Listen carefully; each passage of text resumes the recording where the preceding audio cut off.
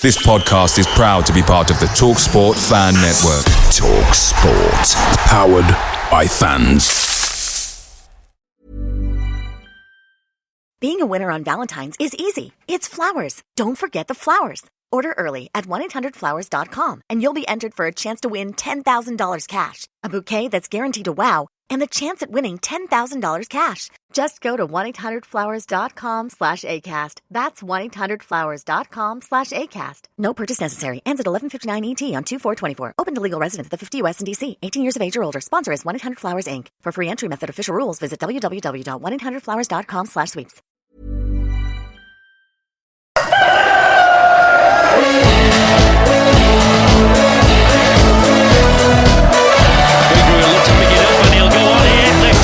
Bradford, it's Beagrey.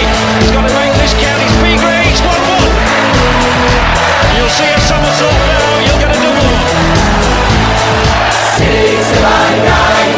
Sing till I die. Right, well, welcome, guys. What a day it's been, as we've been planning forums and all sorts of different things. So we've launched another Get Off Your Chest, and I'm proud that Johnny from Chickens on the Loose is joining me as co-host tonight. And I thought we'd talk about anything you want to, really. What's going on at the club, the transfer window, our squad at the moment, the performance from the other night, anything that you want to talk about and get off your chest, basically. All views are welcome. We're not kind of going to, start. 1-800-Flowers.com is more than your birthday, anniversary, or just because gift-giving destination. We put our hearts into everything we do to help you celebrate all life's special occasions with friends and family. From our farmers and bakers, florists and makers, everything from 1-800-Flowers is made with love every step of the way, because we know that nothing is more important than delivering a smile. To learn more, visit 1-800-Flowers.com/ACAST. That's 1-800-Flowers.com/ACAST. Basically kind of cancelling people because they've got a different view to everybody else. But let's just try and have a bit of fun as we go along. But we're looking for speakers. And, you might have a comment about the ownership at the moment. You might want to talk about Ryan Sparks. You might want to talk about Stephen Gent. There's so much that we could talk about with Bradford City, which is our life as a Bradford City fan. But I'm going to shut up. Anybody got anything on the mind at the moment? Let's maybe start off with the transfer window at the moment and where we're short as a club right now, in your opinion. Has anybody got any thoughts on that? I'm thinking we need a backup goalkeeper now. I know Harry Lewis has disappeared to the rivals of Carlisle. So I think we need a goalkeeper, and possibly, if Young stays or goes, another striker. Someone who's quick and can score goals for us. Yeah, there's always been that worry with Andy Cook, hasn't there, Johnny? And, if he gets injured or if he goes through a bit of a poor patch of form, what do we do? The obvious answer is that you bring, Jake Young in and do on. I'm not convinced right now with Tyler Smith. I don't know what your views are on that, guys.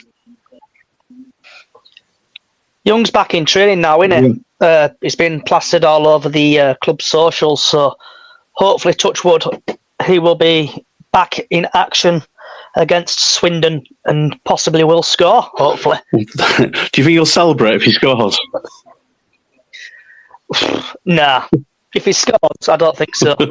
But I've seen a lot of memes on Facebook on Twitter, where it's got Young scoring, saying, if Young scores an own goal and he slides in front of their fans or something and celebrating. It's been pretty funny, actually, on Twitter this day. Yeah, I must admit. Okay, come on. We're looking for a speaker. Come and get involved and let's have a chat. You might want to talk about the forum that's coming up on Monday if you want to. I'll answer any questions on that I can, or anything that you want to do. Is that right, Johnny? Innit? We'll talk about anything right now.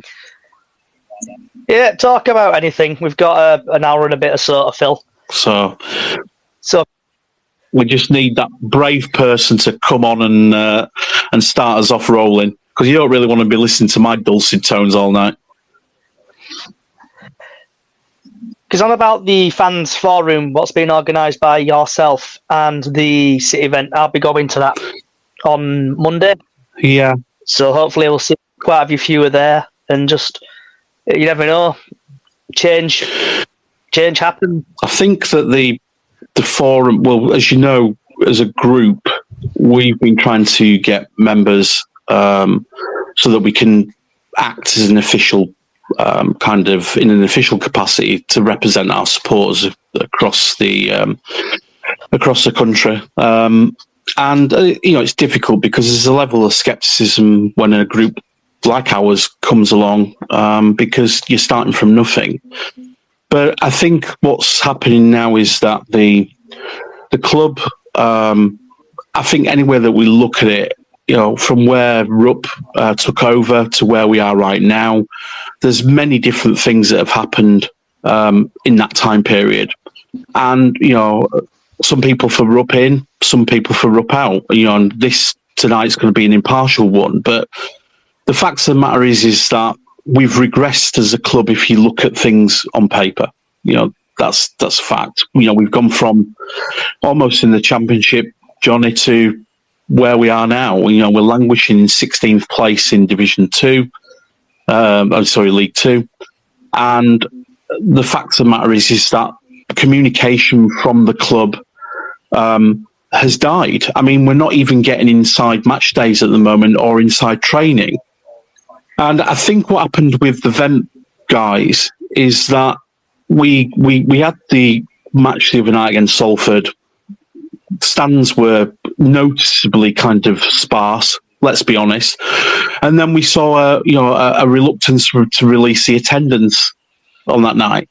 And then you start to look up, in the interview, Brian Sparks is saying that that Stefan Rupp hadn't been to the ground since, I think, at the beginning of the season, and then we know that he was there against Harrogate. So, we've now seen this increase across the fan base of people wanting to ask questions, of the club. And we've tried to get answers, or try to push to get a platform where we can get the answers that are needed.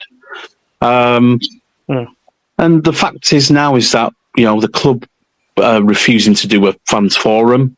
Some people might say, well, what are we going to learn from that we don't know already?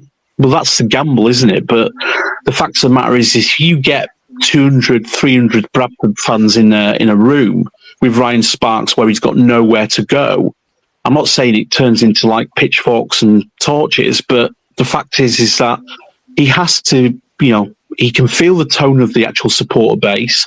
They can advise him exactly of what we think's wrong, because I think that Nige said today, who's joined us, the fact of the matter is we're the customers. We're the biggest percentage of revenue that comes into that club. And, my own view right now is I think that we're solely lacking a plan of some type to move forward with. It's like looking at what's been said in the TNA news conference, the TNA interview, what Ryan Sparks has done. Yeah. I see there's been a couple of parties being interested. Just going to quickly find it. Just while you're doing that, Johnny, look, guys, really would love to hear what your views are on this. So, we all have different views. That's fine. It's not a free-for-all down one side of, club bashing or Sparks bashing or whatever. But I think that there are questions to be asked of the club right now. And, do you guys think there could be a detrimental effect on season tickets? I'm hopeful that some people will be brave enough just to, come on and give us their views, because that's the reality of why we do these things, is you get off your chest and give us views. Anyway, Johnny. Yeah, so I found it here. So this little snippet here has there been any serious interest in buying the club? There's been interested parties. I can't say a great deal because I'm bound to a non-disclosed agreement. So does that mean something's happening then if someone's bound to a non-disclosure agreement? The standard business practice, and I know this from my own kind of business dealings, is that when you enter into kind of some sort of chats about purchasing the club or looking at accounts and things like that, both parties tend to sign a non-disclosure agreement, which then binds them over. Regardless of what happens, they're then bound for a period of time where they can't speak about those things. So yeah, that's pretty normal. But even if it doesn't lead to anything, they're still bound by that NDA. Yeah, because at the end of it, he has said, where are I have opinion on the asking price. Yeah, so on the end of it, it says basically he can't speak about it, but things have not moved on. Mm. So I wonder if part of me is thinking, I wonder if something is happening, or they're trying to chat about something and someone trying to buy the club. Because the figure that was being bandied around, and I'm hoping that maybe somebody who's joining us tonight kind of knows where this came from, but the figure they're banding is about £10 million. Is allegedly what Rupp's looking for, but I'm not sure where that came from. Anyway, Jake might know. Johnny, Jake's joined us. Thanks, Jake. What do you want to get off your chest, mate? Thanks for having me. Yeah, I mean, I don't know anything about what you were just referring to, so I can't help that. But I don't know. I mean, I wrote a piece in the Whitford Post, which was published this morning, and it's taken me a while to kind of think about where I'm actually at with the club at the moment. And I think I'm basically at the same place as lots of us, right? It's kind of confusion, it's disenchantment, it's frustration, and it's not. What the kind of central point I was trying to make in the article, which I wrote, is I feel like we've become a club that's just served to exist. I mean, last season was probably one of the very few highlights of the last 6 or 7 years, right? It felt like everything was moving correctly off the pitch and on it. And the summer of recruitment, which, has been well documented, and the struggles of the season just seem a million miles away from last year. And I just can't, well, I've got obviously ideas as to what might have happened, but I can't quite work out how you can go from being so close and playing so well and just needing to, refine your squad so very finely. Like, I think 2 or 3 players, if we'd have added them over summer, would have probably turned us into top 3 title contenders even. Like, I'm not saying that from like a kind of delirious or crazy place. I mean, we lost Critchlow and we lost Banks, who were probably 2 of the most talented loan players we've had in the last 2 years. And I think everyone would agree on that. Who were big gaps to fill, right? But the spine of the squad that we started the season with, or rather that we went into the summer with, just needed to be, slightly added to. And I get that Patterson was obviously meant to be that goal scoring number 10 who came in, and that's not like for whatever reason with his injuries, which has been unfortunate. But it was a very, very weird summer of recruitment. And I just, that coupled with, and for me, the bigger frustration with the club is, where are we actually wanting to go?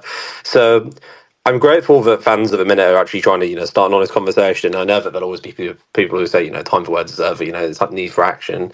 I think for me, it's trying to define what we actually want from this football club and, clearly move like a pathway forwards.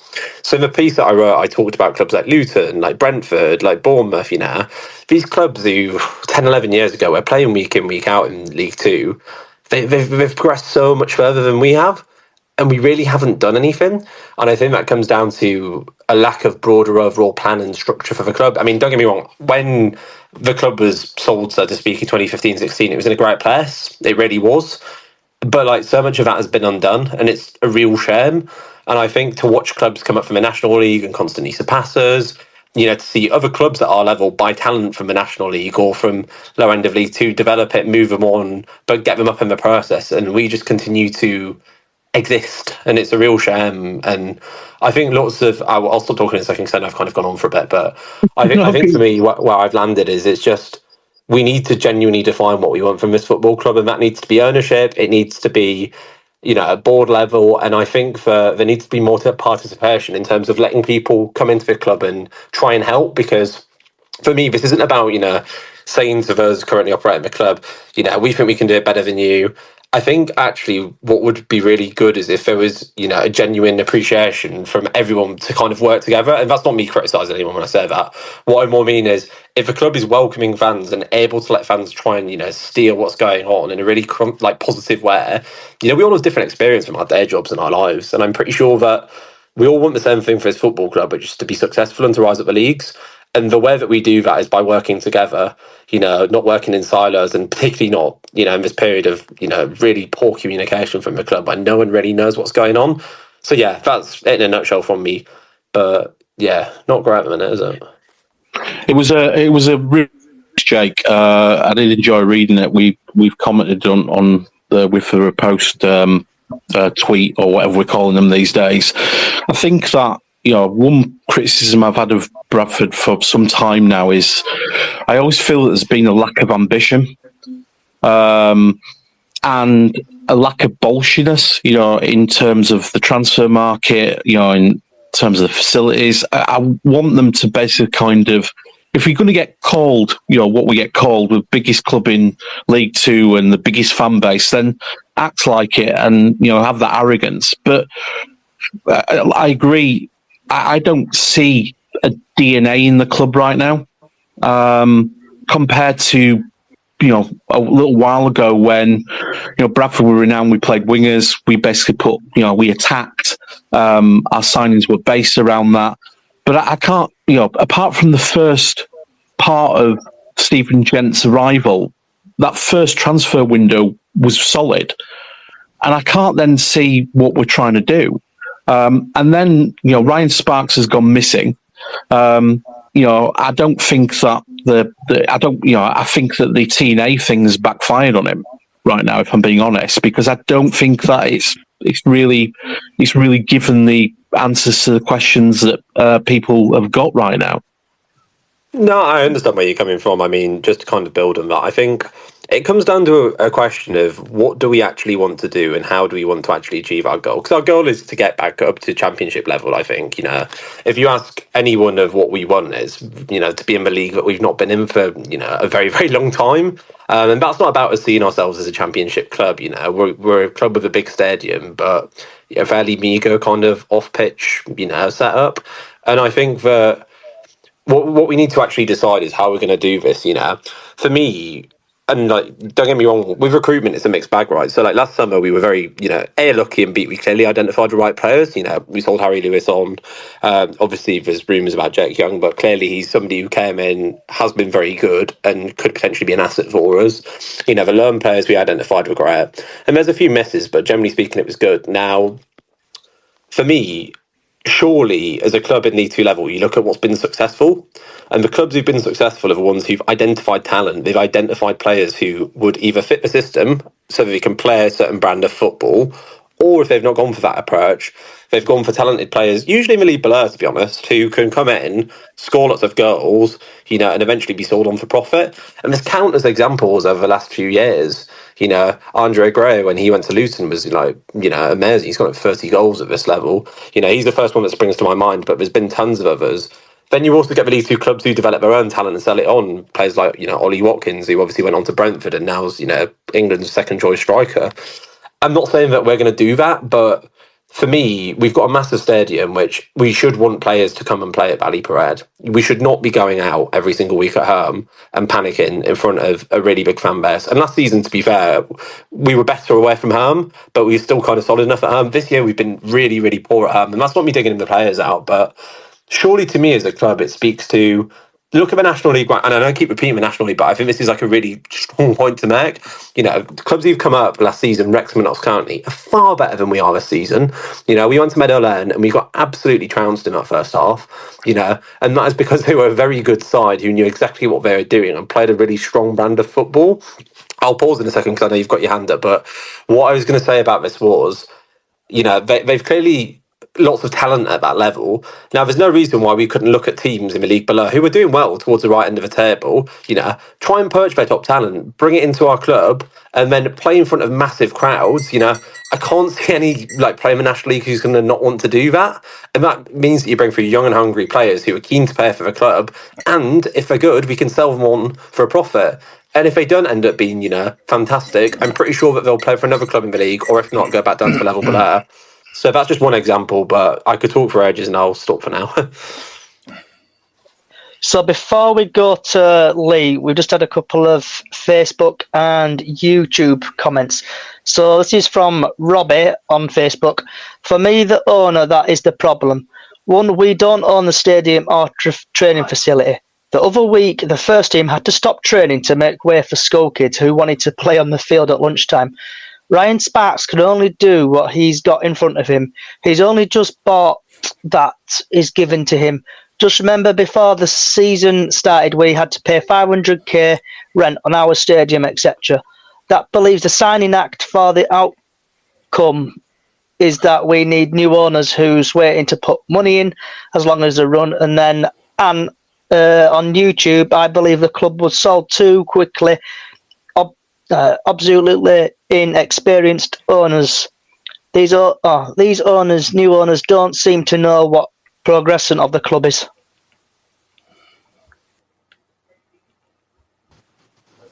So yeah, it's but you look back over the history of Bradford City over recent times, and you start to see, chinks of lack of ambition, chinks of no plan, chinks of all sorts of things.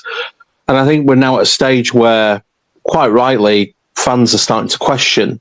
But I agree pretty much with everything that Jake said there. Lee, thanks for joining us, mate. Have you got any comment on that? Do you want to talk about something different about Bradford City? But what's your views, pal? At the moment, I'm playing catch-up with you all because I'm a little bit late getting on, so... one thing I would say is I've followed Bradford a long, long time, and it is probably the fastest roller coaster club you've ever been watching. I mean, I go back to 1959, and it's up and down and up and down. It wouldn't be Bradford City if it were any different.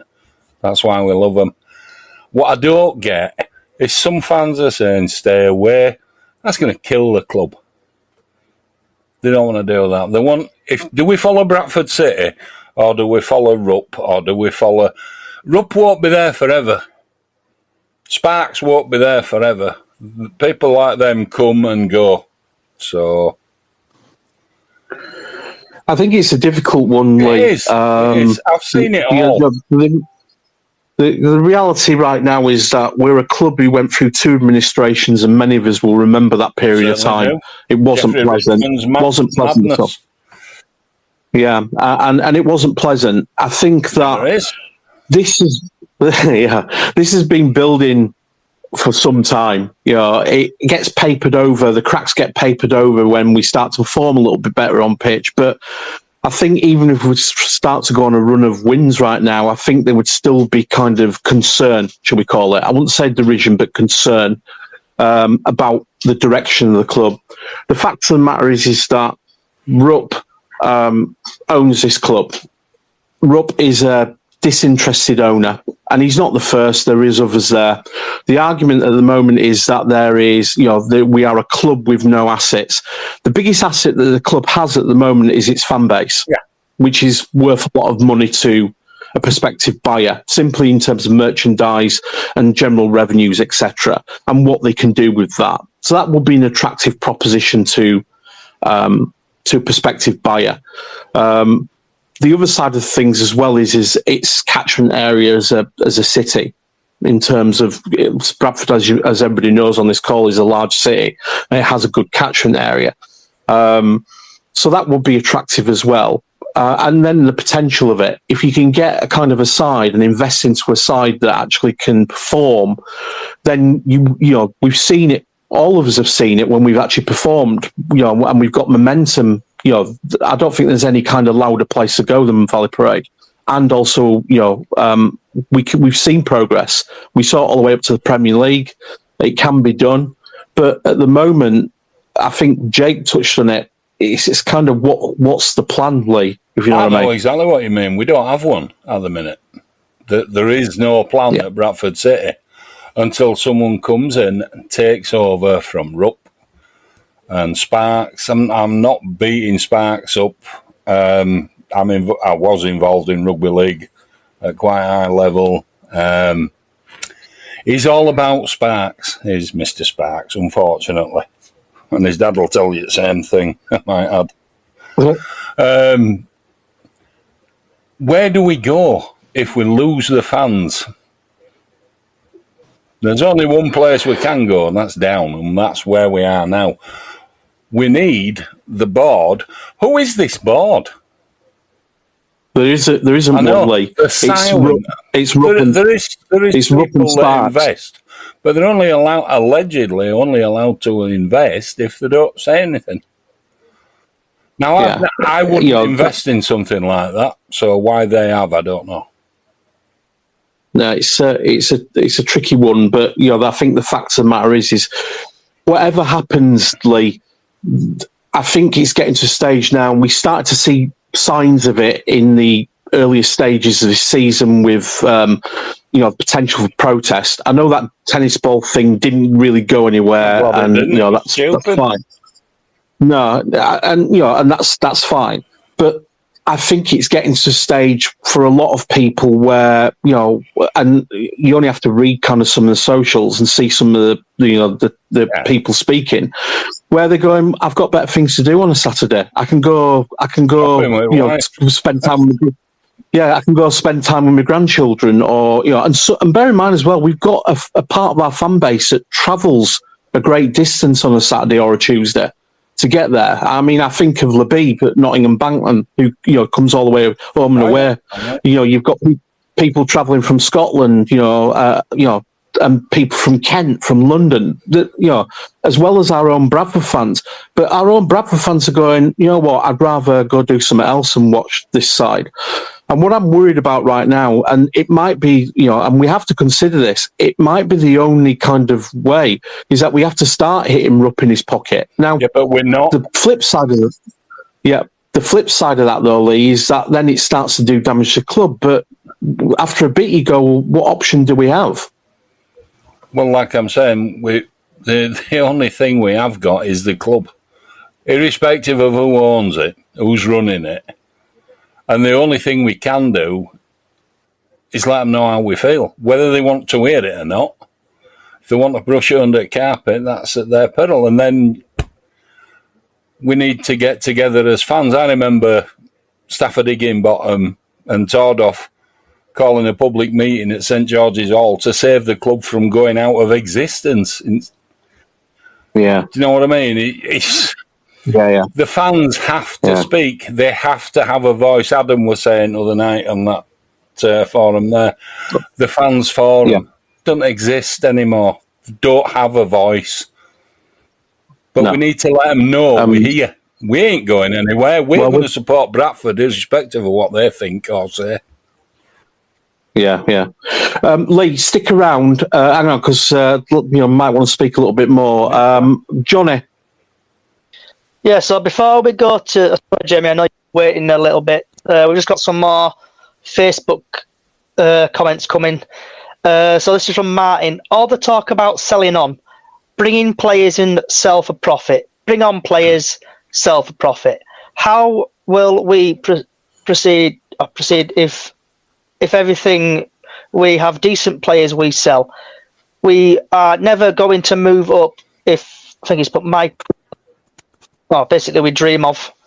Yeah, so on about selling players like Jake Young, for example, there, if he goes, will the money get back into Bradford City or anything like that, or will it just go into his back pocket? Jamie, have you got anything you want to say, bud? Yeah, I think for me personally, the performances, yes, they've not been the best performances, let's be honest. But what's more important, fans can, at times, if there's a project, you can get behind it, knowing that you're not going to do well for a couple of seasons. if there's a project. But the problem is there's no project. What does Bradford City mean these days?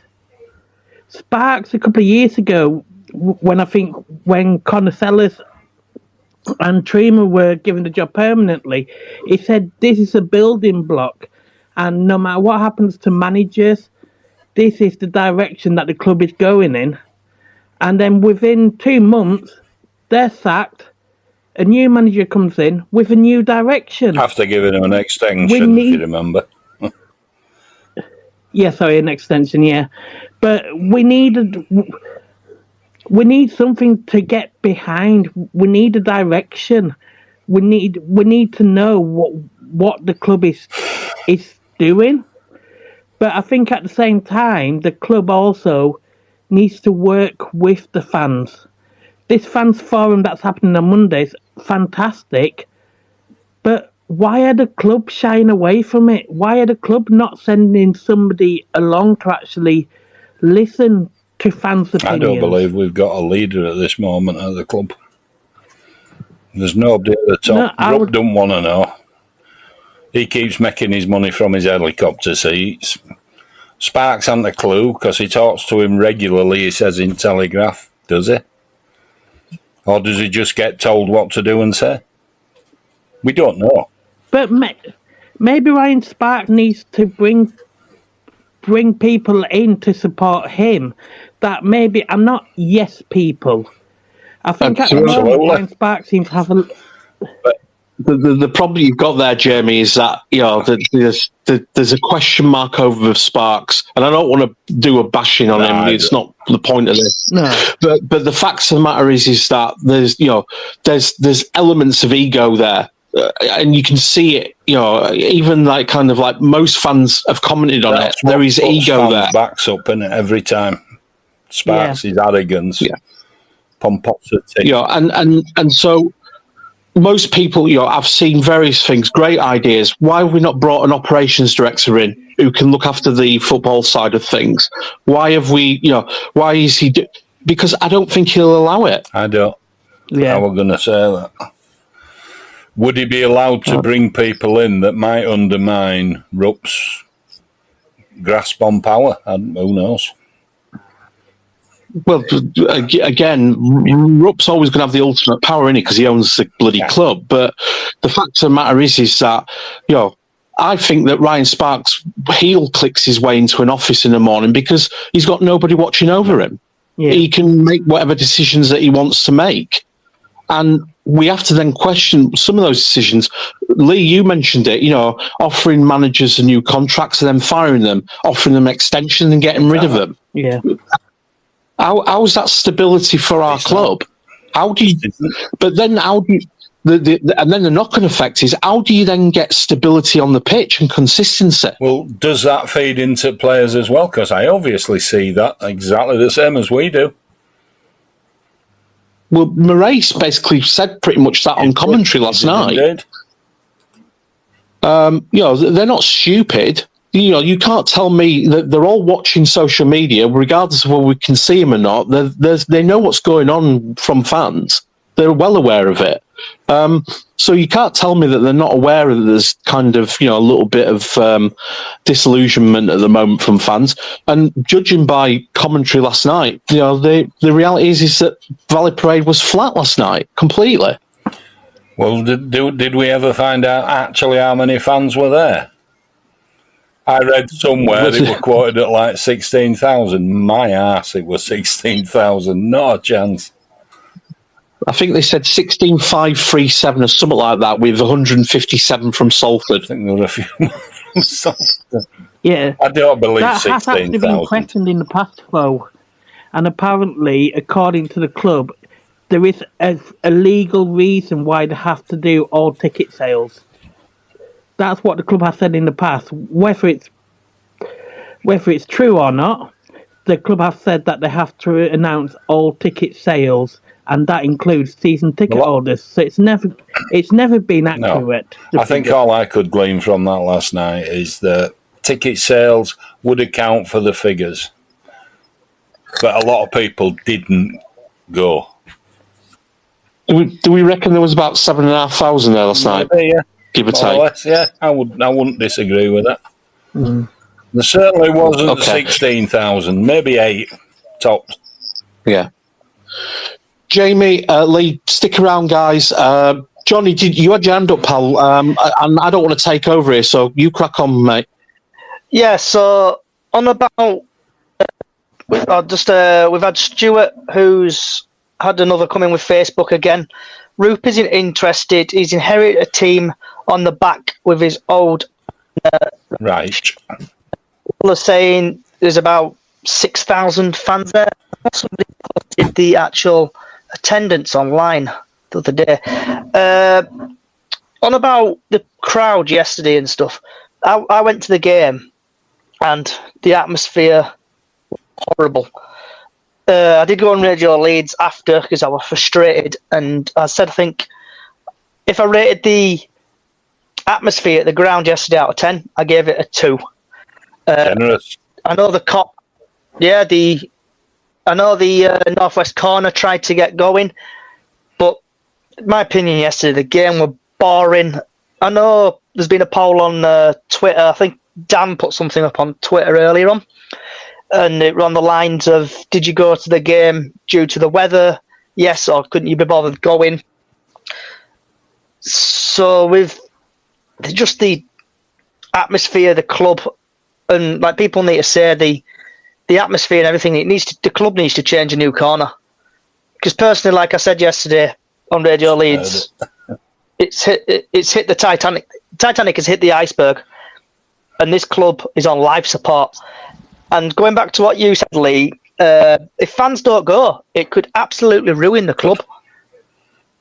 It could ruin the club. Can I just make a quick point? I'm just going to jump in. Thank you for accepting me on. About, you're going on about the attendance and stuff like that. I don't think that is the core problem at the moment. I think the fact that I think fans are getting bored. I think we're getting bored of led on. And I think, we've had that since Rupp and Co took over the club in 2017. We've had that year-on-year aggression. Last year, exception, I get. But I think it's just all too Bradford City. I think, people don't want to sit in cold. They don't want to sit in wet and rain. Yeah, that could have been one of the highlights why people didn't go, but I don't think 10,000 people drop off your attendance for that.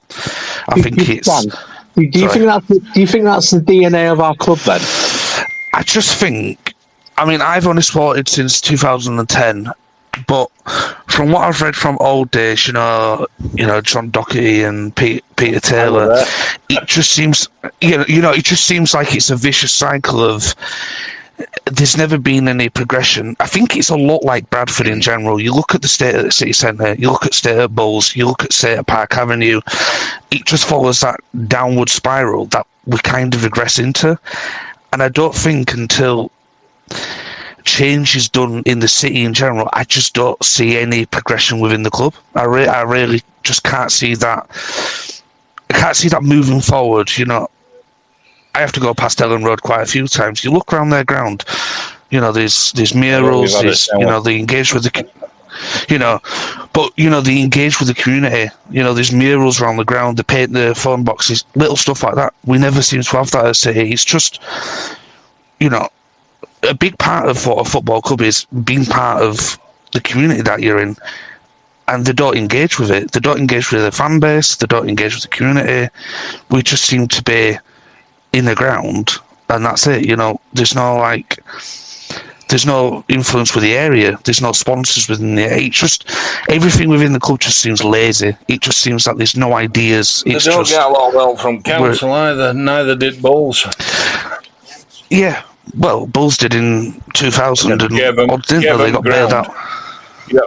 Yeah, but my point is not by Bradford Council. But you could do something with the council. We don't engage as a fan base. We wouldn't, because we've got one fans forum a year, which is a necessity more than an actual reason to do it. We need that. I'm not saying every week, but every quarter of the season, 4 fans forums to ask for, which are, like this, not cherry picked with people that ask easy questions. I don't think that's unreasonable, Dan, to be honest with you. Once a quarter. Yeah, I think that'd be great. Dan, thanks for that, mate. I think it's a fair point. Just to a Twitter comment, Chris Potter. Hi, Chris. Thanks for writing, mate. Even the football isn't entertaining. We pay to be entertained, not bored. And I think that's kind of that's come across. So when you add that product onto kind of what's going on around the club at the moment, you know, it's not surprising that kind of some fans, you know, are kind of disillusioned. And you know, I said the other night on a space that I was on, the fact is that some people got to that quick, where they could see that things weren't going to progress. Some it's taken a little bit more time. Some are still kind of looking at the club and going, "We'll be all right." But I think that for me right now, you know, there's enough kind of levels of concern, shall we say, across our supporter base to be having these forums and asking these questions. I've just found the attendance as well, thanks to Richard, who's in the space now. He posted it on the Bradford City Up the Chickens group. The attendance was 16,549, with 187 travelling Salford supporters. Right. Okay. There was definitely not 16, and we all know what 16,500 looks like in that ground. No, I think the point to add is that they've always done this. Every football team does that. So, you know, by the fact that they publish them because season tickets have been bought, next year you're going to see the actual attendances because, you know, even if it's a legal obligation or not, the club are going to sit there and go, yeah, we got 5,500. They are going to do that. No one's ever going to know what the official figure was. But which, you know, that's a positive spin. They're never going to influence negativity. But we need to be looking further in the attendances. You know, people are saying weather, which it might have been a perfect storm of weather, couldn't be asked, or just not going. But that if 3 seasons ago, I still don't think on a Tuesday night with weather that it would have been that low. I think there's a reason why it was that low. Yeah. Thanks, Dan. Stick around, mate. Chris, thanks for joining us, buddy. Over to you, mate. What do you want to get off your chest? Basically, it's thank you all. Two things that I can see wrong with our club at this moment in time, and it's been going on for quite a while. And if you've seen any responses I've put on Twitter, it's aimed at Ghent. His recruitment it's shoddy. It's poor. But I'd question something else as well. After the game, when you look at how we played, probably apart from Gilead, who just runs, whatever he does, where is the stamina? They all look like the lacking fitness majorly. And I don't know who it is to blame for training them, because they just look completely on the legs. I don't think we've had good stamina since Nick Allenby days, Chris. Yeah, I totally agree with that. They look fed up as well, to me. Do you think it's to do with the training facilities? And I think we've been training on, tell me if I'm wrong, is it 4G at Bradford Park Avenue? 5G, I wonder if they get good reception over there. But do you think it's to do with the pitch they're training on? That's why they're getting so many injuries and stuff like that.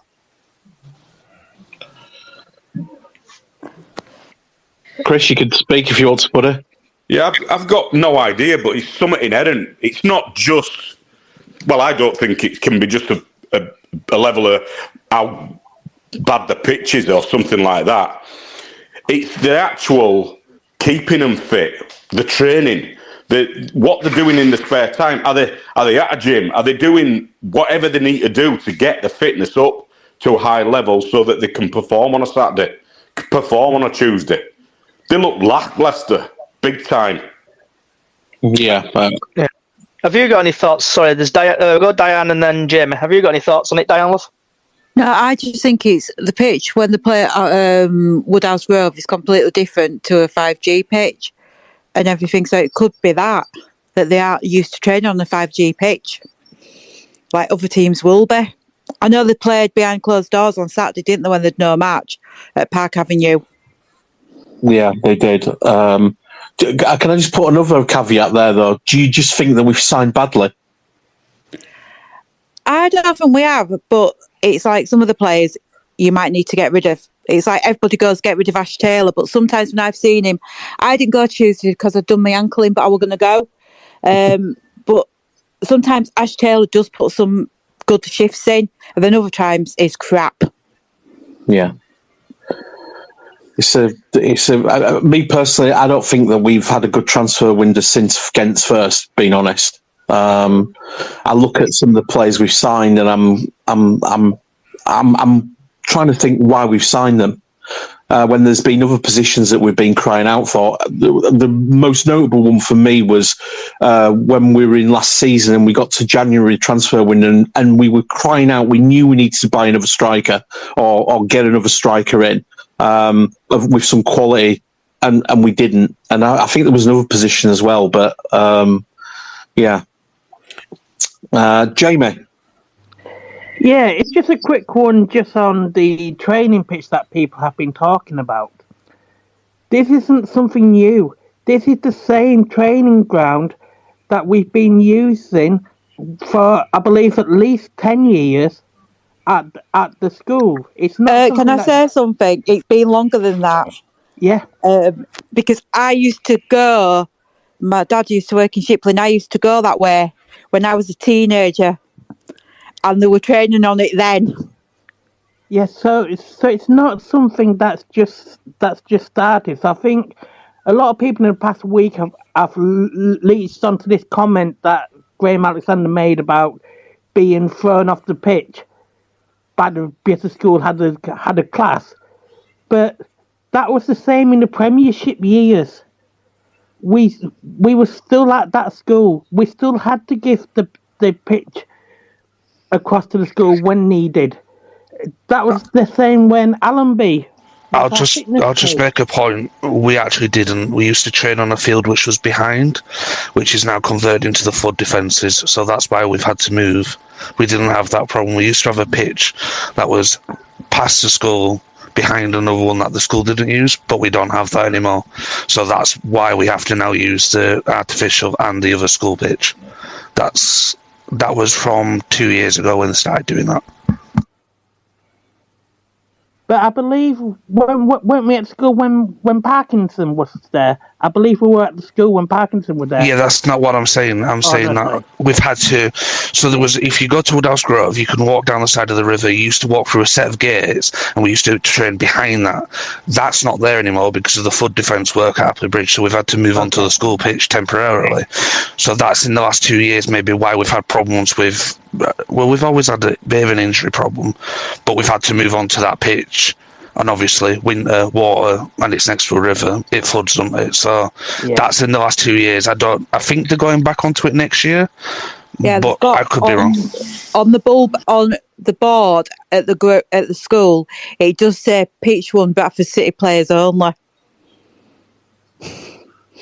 That was the one that I was talking about, but they can't use that at the moment. That's they did when I went down. Oh well, the last time I went down. But that's what I was making a point. Maybe that's why we're getting injuries at the moment, because we're switching from artificial grass, travelling around. It's, again, disorganisation within the club. And nobody's mentioned yet the state of our home ground itself, or Blackpool Beach, as some like to call it. I think it's always been like that, hasn't it? But I think I watched Reading game, I've watched Wigan game, Bolton game. A lot of pitches in North, around that where there's been bad weather. I think it's to be expected. We had really shit weather, didn't we? I think, so there's a lot of clubs, like I was watching Man United game, there's patches of theirs on sidelines which are rough as hell, and they've got how much money to spend. So I think in balance for a League Two team, we're not going to have the best pitch, are we? But it didn't bobble, did it, on Tuesday night? If you went, and it didn't bobble or out like either, that. But yeah, didn't stick. It's just not got any grass on it. Absolutely rock hard with all that sand. But we do have to, at the same time, give credit to the ground team, who I think do an amazing job on very limited. I agree totally. They can only work with what they've got. Okay, guys. I've just got a comment from Scrapman. We've brought 3 players in and 3 players have gone out. So how have we trimmed down the squad? Which Chris touched on about the again. We've not got long left in this transfer window. So do we think there's going to be a massive influx? Is there anybody of the opinion that we're going to see Young go at the last minute as somebody's mooted? I can see what's going to happen there. My prediction that probably Young will probably go, 4 o'clock, 5 o'clock last day of the transfer window. And then we'll go into the Samuel, him who used to play for Wolves, who we got, and he were rubbish. I think we're going to go into that area where we'll end up panic buying a 35-year-old striker who can't hit a barn door. Already got one of them, Matt Derbyshire. I honestly say Matt Derbyshire. Can I be honest? I don't think we're going to get rid of Young. I think if we were going to do it, we'd have done it already. I don't think that hype. Don't forget, he's only had one good season. He's only had one decent season at Swindon. He hadn't really done much before that. I think as fans, we're overhyping him to what he is.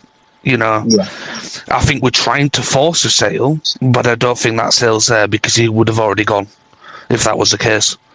Well, they're rumoured to be looking for £500,000, aren't they, for him, Dan? I wouldn't pay £500,000 for him. No, not based on 1.5 season. If that was, if we had Charlie Wyke, I'm not saying we are signing him, but I'm saying if we still had him and someone wanted £500,000, I'd pay £500,000 for Wyke because he's a proven, goal scorer. Whereas Young's done it for half a season in a Swindon team which has absolutely dropped out of his ass. He's a young player. I don't see this hype around selling him. I don't think we will sell him because I don't think there's anyone there to buy. Everyone's bought up, aren't they, in the league? Yeah. Has anybody heard the press conference from today? From the manager? Well, GA said he's trained fully today, full training session. So, that, and then also, and then you're on about bringing players in as well. Yeah, it was. Having a look at tapes, a player, it was. either permanent or loan. But I think we're looking at somebody in either League 1, 2 or National League to bring in. Because he said something about, we can't afford Championship players. So I think we're looking at somebody from League 1, League 2 and probably National League to bring into the club. I think it'll be a player out of contract. I don't think we'll sign anyone. He also mentioned about Ryan Tulloch as well after the game of the night, and he was saying that his club don't even want him back. They want him to find another club. just to cloud the waters further. Yeah. I think. Can I just make a quick point? Sure, go on, John. I don't think we need any more strikers. I don't think we need to be spending all. If we don't get rid of Young, there's no reason why we should. Derbyshire's there as a impact sub, whatever. Young can start for me. We've got Smith up front. I don't think there's all wrong. Don't score a lot of goals. He were unlucky on Tuesday. I think we really need to look at right back cover and left back cover. Sure. Right back. If Halliday goes, we're absolutely up shit creek. Absolutely screwed if Halliday goes because there's only Gilead which can play there. And then left back, we're stuck with Rido, which, he can make a good run, but that's about all Rido can really do. I'm not being harsh. He's not the most intelligent player with the ball at his feet.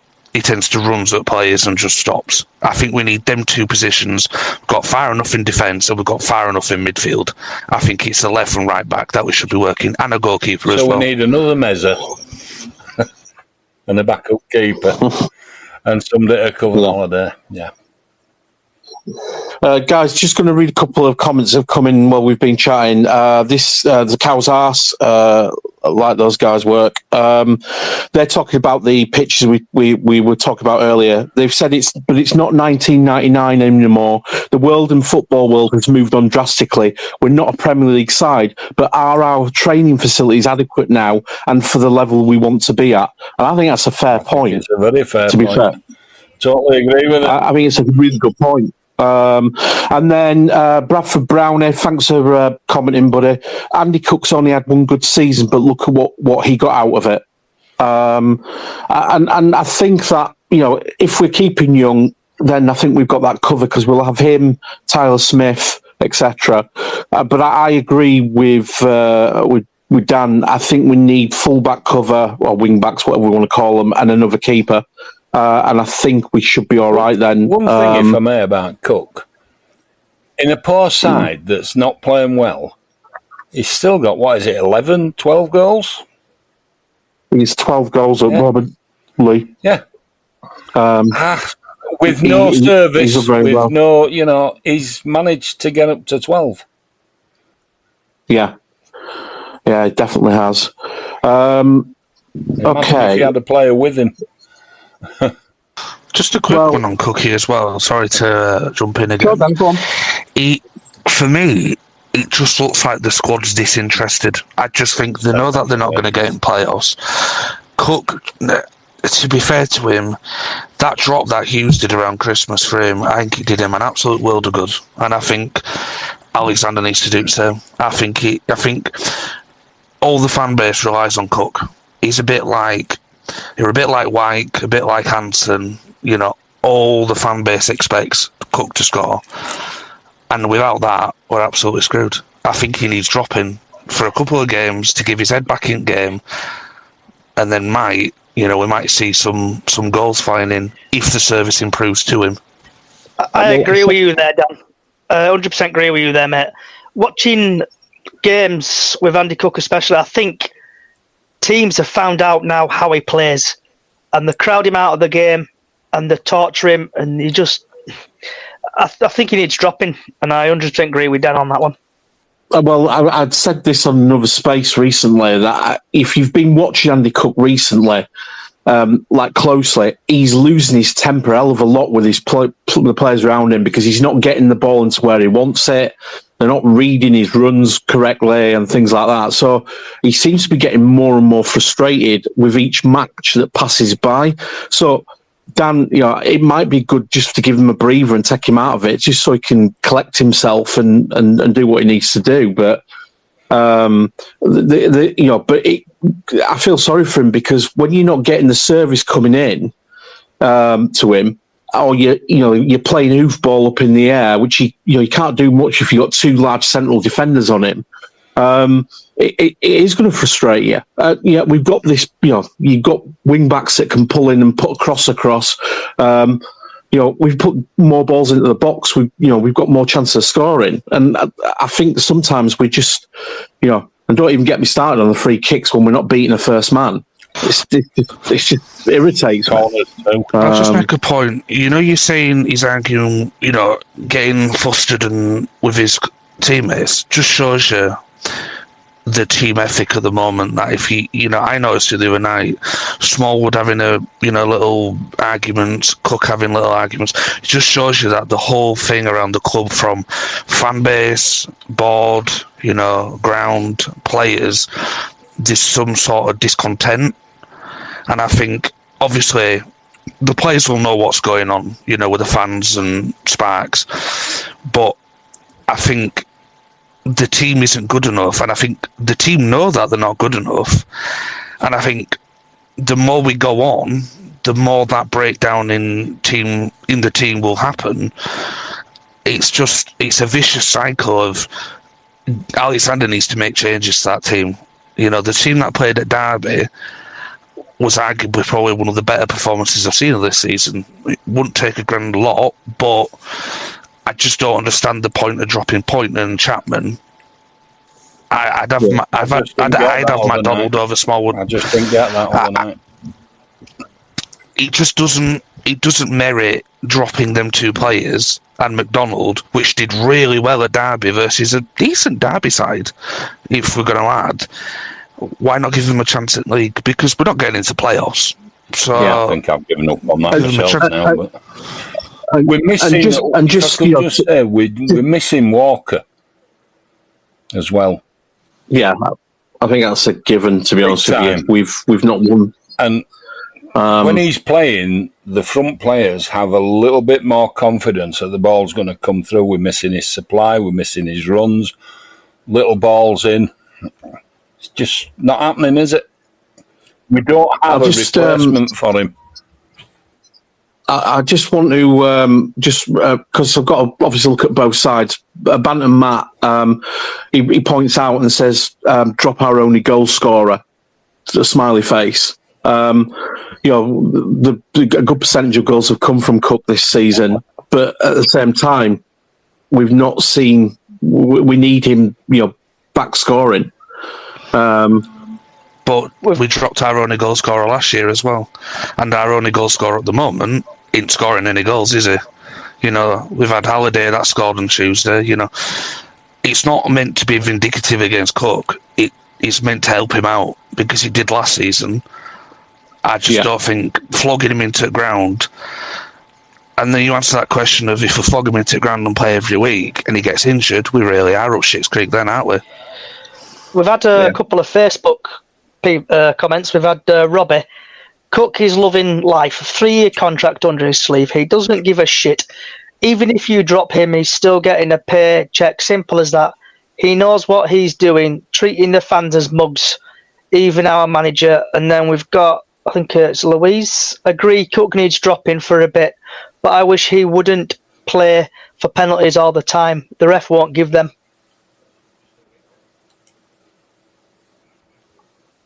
It's an interesting view. He does, actually. I'll give him that. So he does complain at the ref a hell of a lot if you watch his game. Does more moaning to the ref than he actually runs to ball. I noticed it on Tuesday. He suffers a bit in the same way that Anson used to, doesn't he? As a target. And he's trying to... Be a target though, isn't he? If he scores 30-odd goals a season, other teams are going to cotton on. Other teams are going to cotton on to it. It's down to Alexander to now, come up with some creativity. Yeah, he's got to basically kind of look at ways where he can open up defences and bring Andy Cook in. It's that's his job at the end of the day, isn't it? To unlock a team and find a winning formula. It might be a bit controversial here, but does anybody else think that when Cook isn't playing, the other players feel that they've got more freedom to actually shoot and take shots? Like I've noticed it a couple of times personally this season when one of the other maybe midfielders had taken a shot and it's gone sky wide, and then straight away Cook is stood there and verbally abusing this player. What confidence is that giving the other players to then actually take that chance on next time? Or is that why players then step back and think, I'm not confident enough to Did you ever see Bobby Campbell play? Unfortunately, I was never... No, all I'm saying is McCall, Mega... Mark what a player. What a player indeed. But if he didn't get that ball where he wanted it, those players knew about it. Mine, Singleton, John Hendry. John Hendry were terrified of him. I'll tell you what as well, Lee, he knew how to win a penalty, did Bobby Campbell as well? He certainly did. He bled every game because of that injury he had when he was younger with his shin. I'll just make a point on what Jamie said there. I don't think other players do. Edouard did it. Gilead nearly scored on. Well, he did really. Were his assist. I just don't think that there's any desire. There's no one apart from Gilead that does try and shoot. Because Smallwoods will end up probably in Foster Square car park. Edouard just runs around at the ball and gets in everybody's way. Don't do much. Gets in like Osadabi did. There's nobody there. Kyle Reid reminds me of the last player that would actually take a shot from wherever on pitch, regardless if it goes in or not. I can't remember a player that's done it since, and I just think it's going back down to poor recruitment. Not even poor, lazy recruitment. You know, I think we go with what we know. We've already got too many players. There's just too many. There's too much deadwood. We get rid of deadwood and then replace them with more deadwood. You know, I don't think this right signing is going to do any good. I think his confidence is shot at Plymouth. You know, he didn't look fit on Tuesday. It'd be hard to look good in that performance, though, wouldn't it? Well, it would, yeah. I'll give you on that. It just stinks of. It's really easy. We know it'll get fans back on side, and guess what? You know, Groups wouldn't be having meetings like this if we were all confident. It just needs to be transparent, doesn't it? You know, we're told nothing. When we signed a player, the goalkeeper, for instance, I got no wrong with that. You know, we've got to take a chance. We took a chance on Lewis, and it paid off. To be fair to Gent, you know. I don't think Gent recruitment has actually been that bad. It's not been as bad as it was before. We've got Halliday, we've got Cook, right back. I said Halliday, Lewis. I don't think there's been some awfully bad signings in there. I don't think it's been terrible, but it's not been brilliant. At the moment as well, so. You know, we've got to look at balance of that. We've got, since the last. Wyke, that's the only fee we've got for a player, for Lewis. Do you think the right situation, do you think it is a PR stunt, or do you think the time's right to bring it? Bit of both. I think Plymouth are looking. He's a good player. I think Plymouth are looking to offload him because he won't fitting in there, giving him fingers salute, what if? So. Yeah, that's what we heard about. Apparently, Wright has not played in a while at Plymouth because apparently some fan said to him and then said something to him and he flicked him V's. So that's why apparently he's not been playing at Plymouth. Fans don't like him. I just think it's just a comment on the right signing though. So yeah, it might be a little bit of PR, etc. That's fine. But if he puts in performances like Pereira did when he came back for a second time, that PR will backfire massively. I don't even think it'll backfire massively.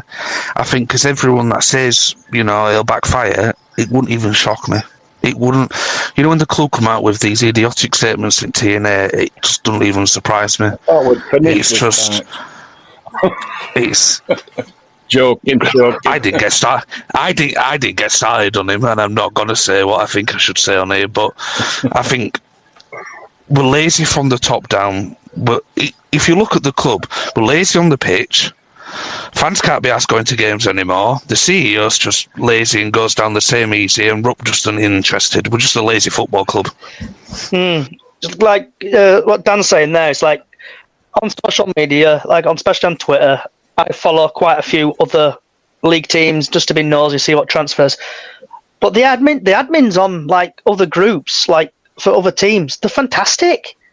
They're doing stuff, and we aren't like you're saying, like Steve was saying. When was the last time did we have like a training, like match day thing or a training video put out? They just don't seem to care anymore. And I 100% agree. I think it's laziness, and I think the club can't be asked, and the fans are now turning to say, "Oh, we can't be asked with this anymore." And they're voting in the numbers, i.e., like on Tuesday, where they just can't be asked turning into games. We're 16th in league, I think. If I looked at table. And people are just fed up. Like I always say, it's Groundhog Day. We get a new manager. We think we're going to smash the league. We think we're going to be League 2 massive, attendance FC United or whatever it is, climb up that league, but we don't. Do you think falling down the leagues? Like with everybody saying, they're arguing on pitch and they're doing this, they're not putting these videos out because they might actually be fighting with each other in training. So, you know what I mean? They're not going to film that. There's not that vibe around the club is not. As there Even was last among season. The fans, we've all got different opinions. Do you know what? You know what we remind me of? One of my mates, a Yeovil fan. and it's an absolute copy and paste of how they drop from Championship, they drop from League One, they drop from League Two, they drop from National League to National League South. The fans stop engaging, the fans stop coming. You know, it all got nasty on social media. There were, you know, people against people. You know, it just screams that we're going to go down next year or year after or whenever, if we do go down. And once we do go down, you're going to drop 10,000 season tickets. We've got more than Do you think it's a sinking ship, Dan? I think it's a sinking ship, but I think it can be put right back on course just with a little bit of communication. You know, all the fans want is a bit of communication from the club. Look when they put that ground video on at Groundsman doing that. The feedback from that, you know, were brilliant. That's all we asked for. We don't ask, you know, we didn't ask under Mark Long to go up to Championship and Premier League. We just asked that you be real and stop lying, because that's what Sparks does. He's, you know, these leaner and meaner and no room for mediocrity. It's just, it feels like he's trying to prove a point against the fans where he should be working with us, but he's just knuckleheading us. I know that most. That's no way to win a club. If they could see the effort in those players, if they could see that they did care, they'd get behind them every time. We've always said that, though, like. We've always said that. I mean, every time basically somebody signs for our club, we say give 100% on the pitch and we'll back you. You'll be adored, right? And you know, exactly that's right. I can't see that happening. I can't see it happening. That's the thing that's wrong, and that's what's putting a lot of people's backs up as well. What I will say, just to touch on what Dan was saying, I will say this: it's the first time for a long time that I've seen our fans actually kind of united, really in a fairly common view. They sense that something's not quite right at the club. Everybody's talking about the communication, which, you know, if we're being honest, has completely dropped off off the cliff. You know, even Halifax Town are putting out training videos and things like that. You know, we're not getting anything except messages to sell us something. We all know. Or donate something. That's it. Went out years ago, but we seem to still operate it at Bradford. Keep them in check, and that's what they're doing with us. We're just seen as cash cows. That's what it feels like. We don't feel like, you know, every time it's to sell us a membership, sell us shirts, sell us a DVD, or sell us a season ticket, or whatever. It's that constant, we want you to put money in, but there's nothing coming back out. You know, we're not going up the league. We're not going, you know, we're not going down, but we're not going up. Do you know what it is, Dan? I think we've lost our backbone as a club. I think we've lost her as identity. Yeah. You know, a football club is about fans. You know, you don't have any fans. You don't have a club. You don't have a football club, and you know, we're losing that bond that we had last season, or the Parky era. You know, that bond between the fans. It were glue, and now it just seems they just don't care. You know, it's that regress. Like many of you guys, I was at Wembley against Swansea, and we're getting paggered, and it's just a sea of flags all around us and singing, even though we're 5-0 down. It made the hairs on the back of my neck stand up. And that's right, that was the glue, because even though we got spanked, everybody was in it together. Everybody. Valley Parade rocked. And I just, at this moment in time, I worry about the future of the club right now. There's a documentary out on Amazon. There's two. I think it's the 5-year plan. QP, I've got that on my YouTube channel if you want to watch that. But another one is the Fall and Rise of Pompey, our club. And I watched that the other week, and it's fantastic how like the fans took over the club and made the club better. And like I know with the fans forum on Monday, I think it is, in the Latvian club in Bradford. Yeah. That night, it could change Bradford City for the good. We need to make sure as fan base we are heard and it's acted upon. Well, I think the point on, you know, investing into the club, I think when it happened with Pompey, they want such a difficult time with bills and cost of inflation. I think that's going to be an absolutely impossible job unless we get bought out by, unless he's going to sell it to us for £1 million. If he's asking, he's going to be asking more than 6.5 million. I'm not going to say 10 because I don't know, but he's going to be asking more than 6.5 because that's what he's put. What he's quoted in it, 10. 6.5 million makes sense. He bought it for 5.5, inflation, whatever, 6.5 million. No one, that's what nearly fucking £3,000 per fan. Ain't gonna happen. This whole owned by fans can only happen if we get into serious trouble and nearly go bust. I just think I went and back and watched the Adams interview on us the other day, and every word that he says, a small club mentality in a massive ground and a massive fan base, and week upon week it just becomes more true. I think we need to lower our expectation while we've got Rupp in charge, because I don't think we're going anywhere. I think we're a small club run like a small club in a big ground. I just can't see progression. Well, Dan, as you know, we're collaborating with the City Event to run this forum on Monday. One of the questions that we've got, which we want to try and get answered, is the club up for sale? And the reason we want to ask that is because at this moment in time, if Rupp wants to sell, then he has to come out and officially put it up for sale, because you're not going to get any buyers, or kind of garner people's attention if you don't officially put it up for sale. That's the first thing. If he's not putting up for sale because he's not in a rush to sell it, then what are you going to do then to basically kind of increase the value of the club? How are you going to invest? And what's the plan to basically get, first of all, League One football and then Championship football? What's that plan? Now, if you ask any fan on here right now, I can guarantee not one of us knows what that plan is. Not one of us. We have no idea.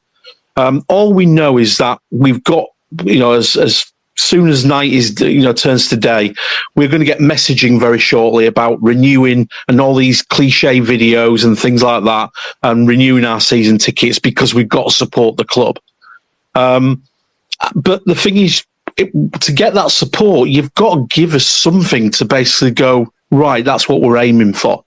It's really, if we are a selling club and we're a League Two club, let's not forget that, then fine. Put the structures in place, get Gent basically putting in youth searches and go buy that talent with a view that you're going to sell it, right? You can still build a side where you're selling stuff and still kind of grow, and then you're not in a position where you do have to sell because you've got more money coming in. But the fact is right now is nobody knows what the future of the club's going to look like. Nobody knows what our ambition is. Some would argue on this space right now that we have no ambition. Some would argue that we have no plan. And actually, the reason why fans are in the position they are at the moment, and the voices are getting louder across our supporter base, is that they're not seeing that plan. There's nothing to hold on to as a supporter of this club, other than tradition, and that we've always gone there on a Saturday and a Tuesday, and we've followed them forever and a day. That's the problem that we've got right now. Are you going to renew your season ticket, Steve? I don't know right now, Johnny. To be honest with you, I'm the same. Take my hat off of what I'm doing with this. I'm the same as every other fan. On one hand, I'm going, I don't want to basically kind of cost the club stability, should we say financial stability, because I don't want to go into admin again, and I don't want all that crap. It was a nightmare. But on the other hand, side of things, I'm looking at, well, does Rupp and Sparks only understand the loss of money? Because I'm going to renew because I know I'll probably get berated, but I like the club. I follow it home and away, and I enjoy going. As it looks at me from my point of view, it's a roller coaster at Bradford City, and we're at the bottom of this roller coaster, and we need to start moving up that roller coaster. I think we're just having a blip, and I know we're not Man United or Liverpool, but Man United, Liverpool, especially Liverpool, they sacked managers left, right, and centre a couple of years back. I know they had Kevin Dalglish, and then they had other managers, and eventually they changed, and they started climbing up again. I know they got Jurgen Klopp in, and they started winning games and stuff, and they ended up becoming Premier League champions. But like on the other scale, Man United are doing what Liverpool are doing. They're down there. I just want to, if people can use the emojis at the bottom, thumbs up if you're going to renew, thumbs down if you're not going to renew, and I just get a general thing of if you're going to renew or not. And none if you're not sure. Yeah, none if you're not sure. Can I make a point on your comparison to Liverpool? Yeah. I'm gonna berate it, but we've already been there. We've already done that with Parky. You know, we came off that Peter Taylor era in 2010 of the worst football that some have seen behind John Doherty. You know, how many times as a club should we have to do that? You know, don't forget Liverpool have got, and Man United have got absolutely unlimited money, basically. You don't get that with, you know, us. People compare us to Luton a lot, but Luton spent a hell of a lot of money getting back up them leagues, and they had a big board, they had a big recruitment team, they had a big fitness team. We don't have any of them.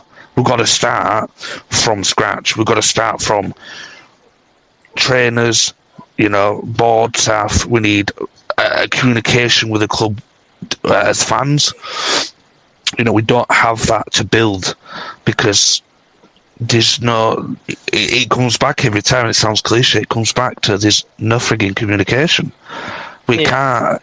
You know, it was like when the two owners took over in 2017. You know, as much as Rahik was an absolute raging lunatic on every proportionary scale, at least he actually spoke to the fans every week. At least he were there. You know, he might have been an absolute raving moron, but you can't fault his communication because he were there. He said what he said what were on his mind. He said that we want to go to the Premier League, regardless that's past now. But we need a Rahik, but not near the football team. If you get what I mean by that. I think as well, Dan, you know, and just to touch on your point, Johnny, you know, those transition periods you can see, but Bradford City are on the longest transition period that's ever happened in football. And the thing is with transition periods, we're in clubs that, yeah, they maybe do a couple of seasons, but in those couple of seasons, there's a plan that they're actually working to. And we did go through it, I think I can't remember, maybe Richmond days, where we said, right, we've got this plan. This is a plan what we're going to do. This is where we're going. But Bradford at the moment, Bradford City, they're not in transition. They're basically kind of, they've got a hole in the hull of the ship, and it's letting in water, and it's been letting in water for 5 to 6, maybe longer, 7 years. And until the club start to communicate and be honest about this is where we are, this is the money situation. We haven't, you know, we've got a good budget, but ultimately there's lots of things that we need to do with it. I think if they said to fans, look, you know, we might basically have to transition for a couple of seasons, and we'll do our best. We'll still try to get playoffs or whatever and be ambitious. But, you know, the long-term project is that we're going to basically look to put a youth structure in. We're going to look to improve our facilities. We're going to look at options, how we can buy the ground and things like that. Then I think fans of our club would go, okay, fair enough. And then if you brought in quarterly forums, they can then basically say, well, these are the key points from that plan. This is where we are. This is the progress we're making. I think most fans of our club would go, fair enough. I think that's fine. There's a plan there. We can see progress on it, you know, and then we can get back to doing what we do best and roaring the boys on. Because I don't think any one of us wants to be in a situation like this where we're second guessing a club, and in this case, an individual or two individuals of our club, in terms of what the future of our club's going to be, because they just won't talk to us. Yeah, because if we're needing like change and stuff like that, everyone needs to work together. It's like, I know there's, I think, issues with the official supporters board at the minute. Asking questions and stuff like that, and seem to be getting not like they're asking like easy questions. So the club are like, oh yeah, whatever. So if we all work together, we can make change happen. Exactly right. Can I just say, from there? Thank you. I've got to get off because I've got a show to get ready for now. So take care, everyone, and stay strong. Thanks, Lee. No, you're welcome. Good night, all. Sorry, Dan. No, it's all right. Don't worry. On your point, you bang on. You're absolutely spot on. You look at when we get 3 or 4 results together, fans get excited because we get excited at the smallest of things because, it's quite a depressing thing, following Bradford. There's no to look forward to. It's shit week in, week out. When we get them 4 results, people say, oh, well, the noise and stuff goes away. Well, of course it will. That's human nature. That happens at every football club.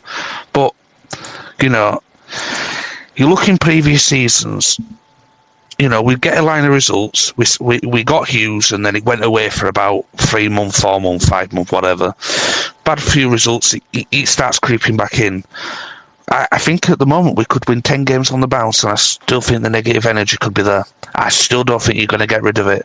I think the fan base has got past that line of just fed up and pissed off that there needs to be drastic change, and I'm not talking about a few articles on TNA bigging up your CEO stance, bigging up your CV. Well, Dan, can I just read what somebody's put here? I'm just trying to find the comment now because it's actually relevant to what you've just said. So it's Stephen Robinson. Thanks, Stephen. I appreciate you commenting. There's a deeper rooted problems than players at our club. Danny Cowley didn't want the job. Carl Robinson declined an interview. Both joined clubs below us in League Two.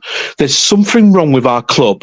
Football is a village. People talk. What do they know that we don't? And I think that's a bang on the money, to be fair.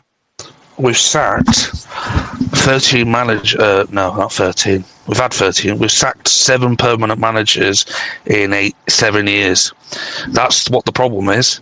Because, if you're going to go to Bradford, no matter what you do, like why would Cowleys tarnish the brand of Cowley Brothers? They wouldn't. Why would you come here? Adams were out of work. Alexander were out of work. Hughes were out of work. All these have got more to lose. If they get sacked, they can do it trying.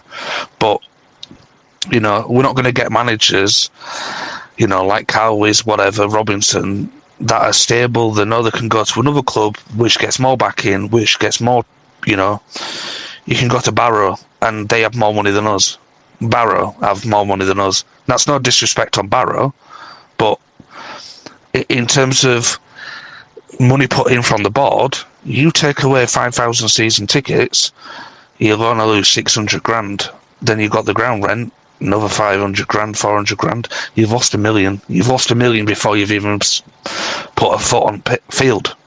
Yeah. So you can go to Barrow, which have this tiny little shit ground. But guess what? They don't pay 500 grand for their ground, so they've got that to spend on players. That's the problem of us. We've got too much outgoings and not enough incomings. These cheap season tickets, they're an absolute wonder, but when Barrow charged 400-500 quid a season ticket, they could have a third of the amount of fans, but they're still going to make exactly what we make. That's the problem we're getting. With the what do you call it? I can't think of the theme park. So the guy who owned the ground, he's got that theme park, and it was the theme park called Flamingo Land. Yeah. So Flamingo Land, we've got that out where advertisement plastered on side of our badges on the sleeve. Yeah. Do you think the communication is with him to try to lower the rent, or to basically to help us out? Do you think the communication's there even to put a bit of more money in? Do you think they try to fix the broken bridge? You can't lower it. He couldn't lower it because the pension fund, it pays his pension fund every year. So if he lowers it more than 500 grand, it's his pension fund. He ain't going to do that because he knows there's a catch-22, because he'll either say, well, if you don't like it, move out. So, we did that devil deal, when were it, 2002? Did we sign that deal? Yeah, I think it's coming up for 2028 for renewal. So, the deal with the devil, we did that to get ourselves out of the shit, but problem is, Rupp ain't going to buy it back because it's going to cost, about $5.5 million to pay out the pension fund or something like that. We're stuck in that catch-22 where we've got 500 grand or whatever the amount is going out at playing budget before you've even kicked a ball, before you've signed a player. And then sacking Hughes, sacking Adams, Grayson, Boyer, and a lot of them, how much are we paying every time? We'll have paid $250,000 to sack Hughes, and that won't come out of this year's playing budget, it'll come out of next year's. And when we sack Adams Alexander, in 6 months, that'll come out of the playing budget. We're in this vicious circle of, we have no money, we know that, but the money we do have, we piss up the wall every season. It's just, I just think we're a rotten club from top down. I just don't, without Rupp going, I really don't see a way that we're going to change. Well, like I said, Dan, the first point he's got to do is he's got to officially put it up for sale. Yeah, and we don't know that. Yeah. I've got one question for Dan. So, Crawley, they got took over by the thingy people. The Wagner people. Yeah. What would you say now? You wish they're in charge? Do you wish? I know people take the piss out of him. Do you wish they're in charge of our club? Do I fuck? Do I hell? Because that's a fairy tale story which will go horribly, horribly wrong in the years to come when they get bored of the little endeavour. Admittedly, they're doing better than us at the moment, but I'd rather have a financial stable of nothing than them lot investing stupid amounts of monies into players, because even I, to a limit, wouldn't want them in the club, because some of the signings that they've made for money, no, that's not for me. Even on a level, not for me, that one. Okay, guys. We've been going an hour and a half. I think it's been a really good space, actually. We've covered quite a lot. Is there any more questions from anybody? Does anybody want to talk about the forum on Monday night? Anybody got anything else to add about the recruitment? And we'll do probably another 5 minutes and then I'll let you get back to your evenings because it's knocking on 8:30 now for everybody. Is that forum getting broadcasted on Monday? Okay, Dan. So the Vent boys put this together very, very quickly, as you're probably aware, and we don't. We're going to look to live stream it somehow, but we don't have fantastic equipment for it. So we are going to try and find a way to live stream it. We just don't think the quality is going to be magnificent, but we're going to do our best. What we are going to do is we're going to produce detailed notes afterwards, which I'll publish on Bradford City Independent website. And I think I'll have to confirm this with the Vent guys, but we'll publish it there as well. So it'll be completely transparent, etc. Unless we're talking about potential protests or things like that, which will be kept within that forum for that night.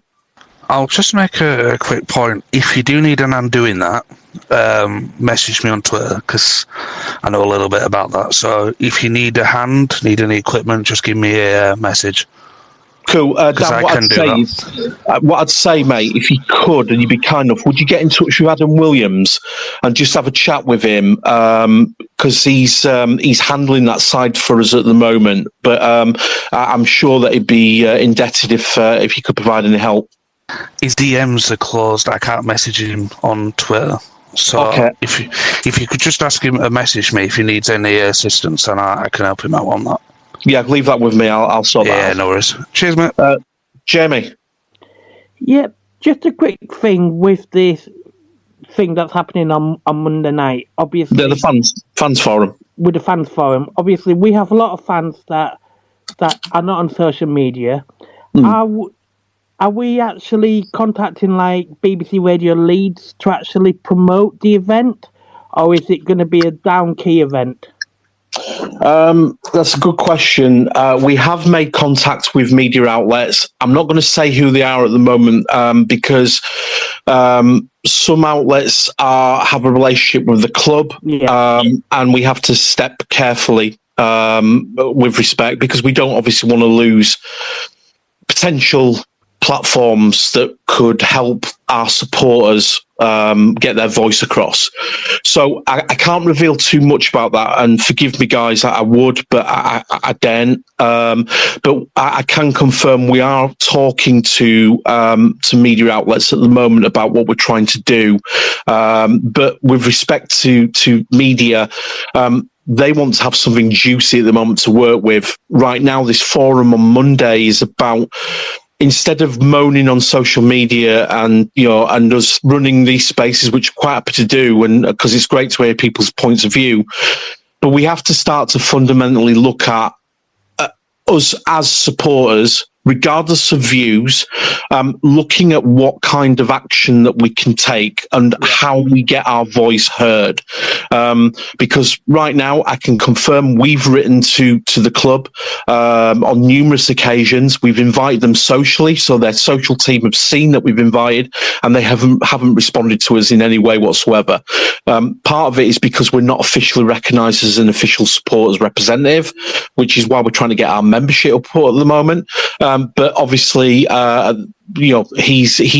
Sparks is only giving interviews at the moment to sources that he's comfortable with, shall we say. I know that Jamie Rayner is hoping to get an interview with him in the new year. Just after the transfer window. So we'll probably hear something on Radio Leeds from him. What will be said there, I don't know. I don't know whether Rayner will challenge him, as I think he needs to be challenged. But saying that, Jamie does have a bit of a backbone about him and a bit between his teeth. But yes, we are in short answer. We are in touch with media. We are talking to them, but I've got to get a little bit more momentum and a little bit more unity around the plan, first of all. And, we are contemplating protests of some type. We are looking at kind of ways to disrupt, but ways that are not going to cause problems for the club in terms of being penalised, etc., or fined or things like that. It's more other tactics that we have. So I'll explain more about those on Monday at the forum. Perfect, thanks.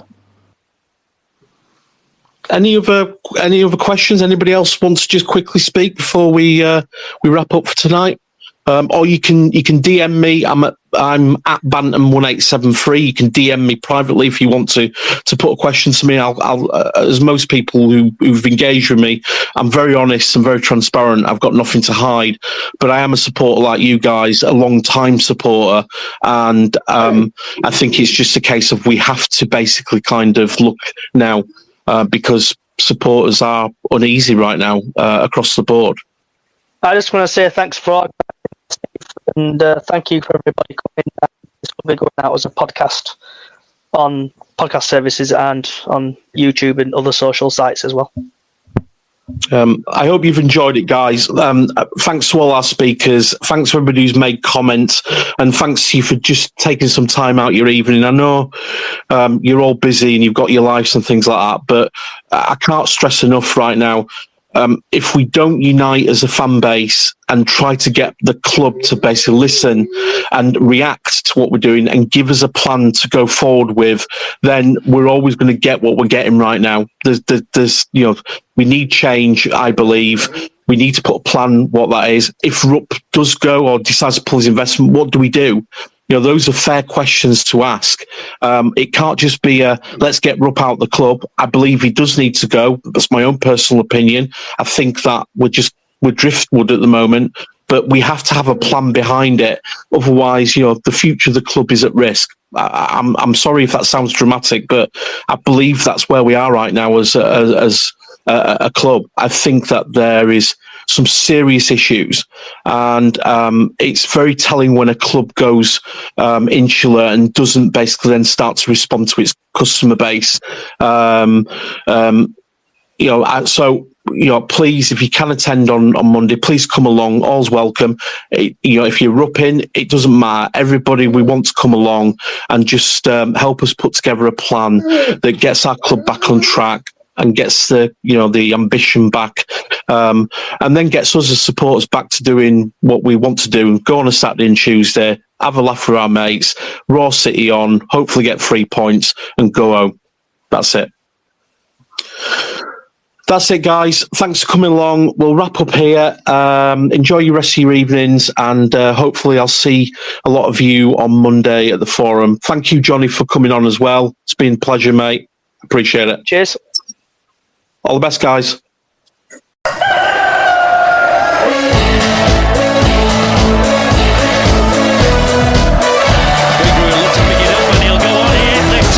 Bradford, it's Pigray. He's got to make this count. It's Pigray. It's 1-1. You'll see a somersault now. You'll get a double one. City till I die. City till I die. I know I am. I'm sure I'm Bradford City till I die. Oh, Bradford City till I die. Bradford's made our day, and hey, it's gonna stay. The boys have brought us glory days. So let's all rally round. The Valentine's Rush is here. If you haven't already ordered a bouquet that's guaranteed to wow from 1-800-Flowers.com, listen up. Right now, when you lock in your order today, you'll save over 20% off 2 dozen romantic red roses. Plus, you'll get a free vase. This offer from 1-800-Flowers is only good while supplies last. So stop what you're doing and save over 20% off your bouquet with 1-800-Flowers. Order today at 1-800-Flowers.com/ACAST. That's 1-800-Flowers.com/ACAST. This podcast is proud to be part of the TalkSport Fan Network. TalkSport. Powered by fans.